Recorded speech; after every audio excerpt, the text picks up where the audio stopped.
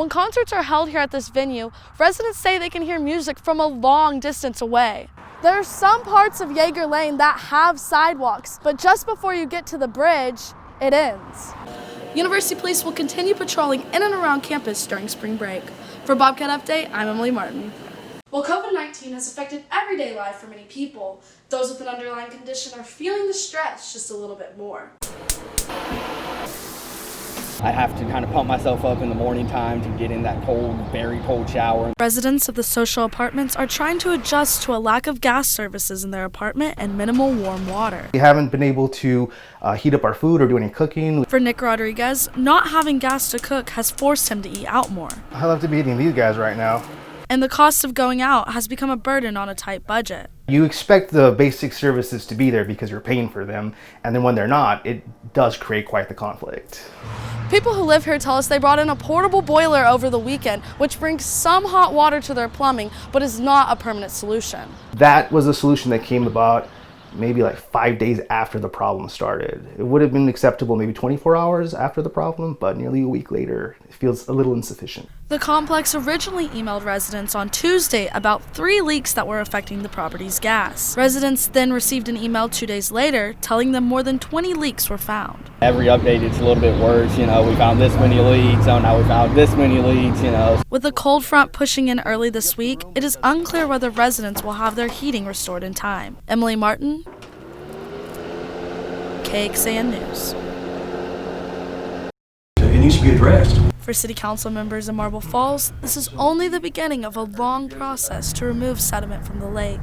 We can't let it go away. With sediment causing lake levels to increase, serious safety and economic impacts are a growing concern. It's time to make an official, hey guys, we have an asset here, you have an asset here. We really need to get it taken care of.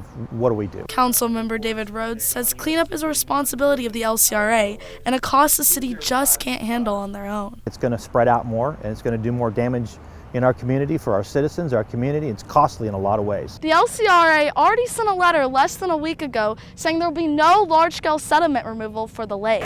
Last year, record-breaking rain swept through central Texas, causing deadly flooding and leaving many without a home. Barry Burton says he just wasn't prepared for such a strong storm. Myself, we lost 3 boat dogs, and probably lost 2 boats, jet ski. City Council will begin discussions with other communities and state officials to see what can be done to fix this problem.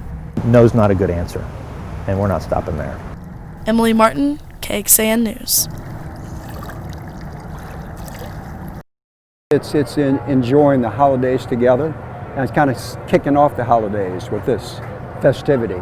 Since 1967, the Zilker tree has been lighting up the park during the month of December. Standing at 155 feet tall, the tree is held up by 19 utility poles all surrounding the historic Moonlight Tower. During the day, this is just a tower and some string. But at night, over 3,000 lights turn on to make the Zilker Park tree.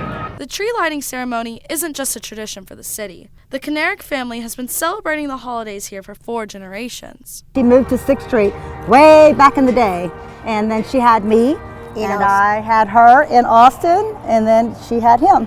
And the event is something they try to attend each year. We've all come here, all of us. I'm the baby of 7, and all 7 of us have come here all of our lives. It's been wonderful. The ceremony gives the family a break from everyday life and allows them the opportunity to visit with one another. We all kind of live in different areas. She is my grandma's outside of Austin now. I'm outside of Austin now. She's the only one that's in Austin, so it's a nice place to, kind of get together. The Kanaricks say they plan to bring future generations to see the tree and continue the tradition. Emily Martin, KXAN News.